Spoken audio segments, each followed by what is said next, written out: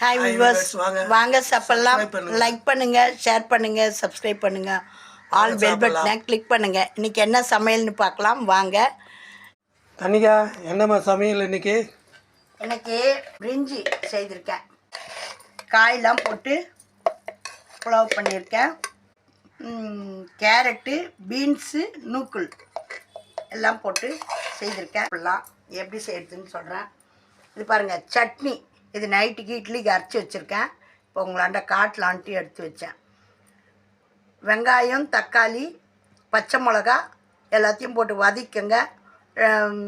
கொஞ்சோண்டு புளி போட்டு அதிலே வதக்குங்க. தேங்காய், கொத்தமல்லியும் போட்டு வதக்குங்க. தேங்காயை பச்சையாக வச்சுக்கோங்க. எல்லாத்தையும் போட்டு தேங்காய் போட்டு முதல்ல மிக்சியில் அடிச்சுட்டு இது எல்லாத்தையும் போட்டு நல்லா அடித்து எண்ணெய், கடுகு போட்டு தாளித்து கொட்டுங்க.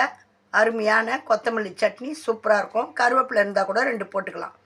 அது போட்டால் நல்லாயிருக்கும் டேஸ்ட்டு. கொஞ்சமாக தான் போடணும் கருவேப்பிலை, பச்சை கருவேப்பிலை, நிறைய போடக்கூடாது. இது எங்கள் 2 பேருக்கு சமையல் செய்கிறவங்க திட்டமாக செஞ்சு சாப்பிடுங்க. பொருளெல்லாம் பாழாக்கக்கூடாது. இதுக்கு நான் 1 டம்ளர் அரிசி போட்டேன். 1 நூக்கல், 1 கேரட், ஒரு 75 கிராம் பீன்ஸு, 1 தக்காளி, 1 வெங்காயம் எல்லாத்தையும் அரிஞ்சு வச்சுக்கோங்க. எண்ணெய் போடுங்க.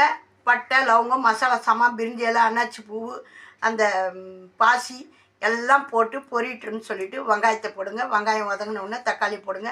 எல்லாம் கண்ணாடி பதமாக தான் வதங்கணும், ரொம்ப வதங்கக்கூடாது. வெங்காயம் வதங்கினோடனே தக்காளியை போடுங்க. தக்காளியை போட்டு காய் 1 பை 1 எல்லாத்தையும் போட்டு எல்லாத்தையும் நல்லா வதக்கிட்டு அதுக்கப்புறம் திட்டமாக அரிசி கழுவி வச்சுக்கிறத நல்லா அலசிட்டு அரிசி போடுங்க. அதை கலரி விட்டு இஞ்சி, பூண்டு அதையும் போடுங்க. போட்டு நல்லா கலருங்க. ஏன்னா இஞ்சி பூண்டை முதல்ல போடாதீங்க. இஞ்சி பால் டேஸ்ட்டு இருக்கணும். அதனால நான் இஞ்சி பூண்டை கடைசியாக தான் போடுவேன். இஞ்சி பூண்டை போட்டு நல்லா 2 கலரி 1 ஸ்பூன் நெய் ஊற்றுங்க.